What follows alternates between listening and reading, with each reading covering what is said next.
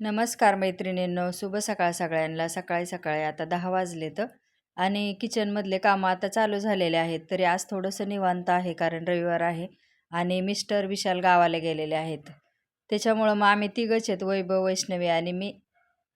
तर आज वैष्णवीला रविवारची सुट्टी असते, तर म्हणली चला मग मी पावभाजी बनवूया आपण. तर म्हटलं चला बनवते. कारण भाज्या आणून ठेवलेल्या जवळजवळ 8 दिवस झालं घरामध्ये, त्या पण खराब व्हायला लागल्या होत्या. तर आज बनवू उद्या बनवू असंच चाललं होतं. रोज काय ना काय वेगळंच व्हायचं. त्याच्यामुळं मग पावभाजी बनवायचं म्हटलं की मग स्वयंपाक करायचे, परत हे पण बनवायचं. तर एवढा काय वेळ पण नव्हता आणि स्वयंपाक आणि हे म्हटल्याच्यानंतर संपवायचं परत तेच. तर सगळ्या भाज्या मी फ्रीजमधल्या बाहेर काढल्या आणि मस्त इथं कट करून घेतल्या. त्याच्यानंतर आता भाजी आहे ना, मी कट केल्याच्यानंतर फ्लावर, बटाटा धुवून घेतला, वाटाणा, हे 3 वस्तू कट केल्याच्यानंतर धुतल्या आणि बाकीच्या वस्तू अशाच वरून धुतल्या. शिमला मिरची, गाजर हे अशा वस्तू. त्याच्यानंतर कुकरला जिऱ्याची फोडणी देऊन मस्त भाज्याची 7-8 शिट्ट्या करून घेतल्या. तर आता ह्याच्यामध्ये बटाटा, बीट असतो ना, त्याच्यामुळं थोडंसं उकडायला त्याला शिट्ट्या होऊ द्यायच्या. भाज्या काय लवकर शिजतात, पण बटाटा, बीट ह्याला वेळ लागतो शिजायला. त्याच्यामुळं थोड्याशा 1-2 शिट्ट्या जास्त होऊन दिल्या आणि नंतर मस्त मॅशरने बारीक करून घेतली. तर इथं छानपैकी आता फोडणी द्यायची. सगळे मसाले काढून घेतलेले आहेत.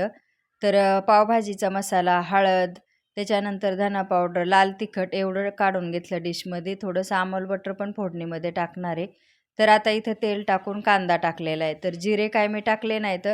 तर जिरे मी भाजी जेव्हा शिजायला फोडणीला टाकली होती तेव्हा टाकले होते. त्याच्यामुळं आता याच्यात काय मी जिरे टाकणार नाही. तर ते चांगले शिजून पण निघाले. आता कांदा चांगला परतल्याच्या नंतर ह्याच्यामध्ये मी टाकलं थोडंसं अमूल बटर आणि सगळे जे मसाले काढून ठेवले होते ना प्लेटमध्ये, ते टाकून घेतले आणि मस्त मॅशरने भाजी सगळी पावभाजीची बारीक करून ठेवली होती. तर अशा पद्धतीने खूप छान कलर आलेला आहे. तर ते पण आता मी चांगलं मिक्स करून घेते. तर जर पावभाजी बनवायची असेल ना, तर चांगल्या भाज्या शिजवून घ्यायच्या, त्याच्यानंतर मॅशरने किंवा चमच्याने बारीक करून घ्यायच्या. तर मस्त हॉटेलसारखी पावभाजी इथं आपली आता तयारच होत आलेली आहे. तर एवढी भारी झाली त्याची टेस्ट आणि चवसुद्धा.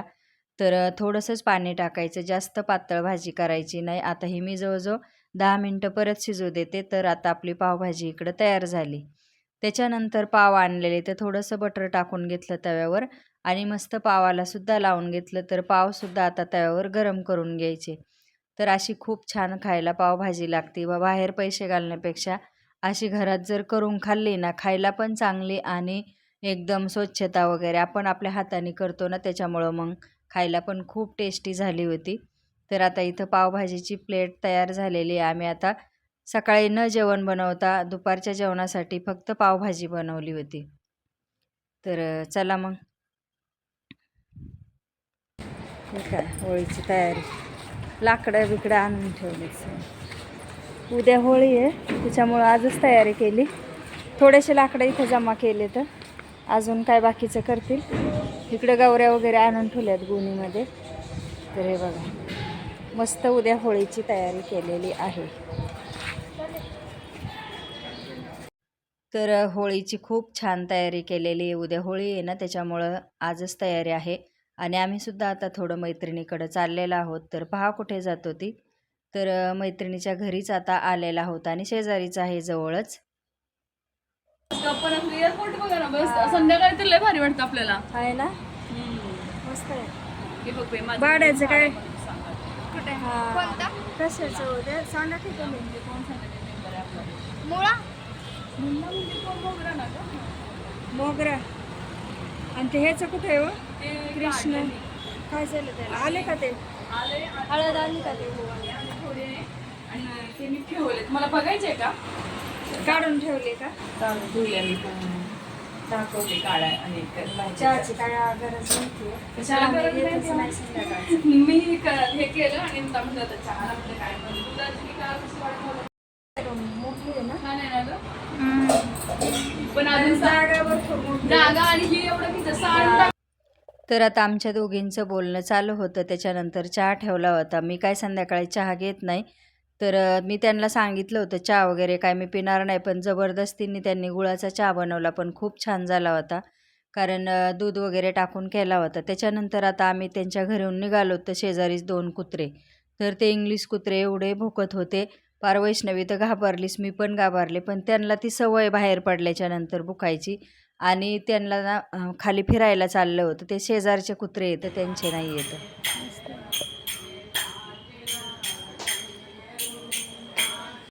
तर आता मैत्रिणीच्या घरून निघालो, तर हे छान असं आमच्या तिथे आहे ना, मंदिर नाही म्हणता येणार, पण ह्या मूर्तीची स्थापना केलेली आहे. वरून थोडंसं पत्र्याचं शेड मारलेलं आहे. अजून मंदिराचं काम बाकी आहे, पण फक्त हनुमंताची मूर्ती, विठ्ठल रुक्माईची, त्याच्यानंतर दत्ताची आणि इथं मस्त शंकराची पिंडसुद्धा स्थापना केलेली आहे आणि इकडं भाऊबाबांच्या फोटोची सुद्धा स्थापना केलेली आहे. तर हे आमच्या घरापासून जवळजवळ 2 किलोमीटर असेल. तर आम्ही असं जेव्हा वेळ असेल तेव्हा दर्शन करायला जातो कधीतरी. तर छानपैकी आम्ही दर्शन केलं. त्याच्यानंतर पाणीपुरीसुद्धा खाल्ली आणि मग आम्हाला हार फुलं घ्यायचे होते उद्याच्यासाठी.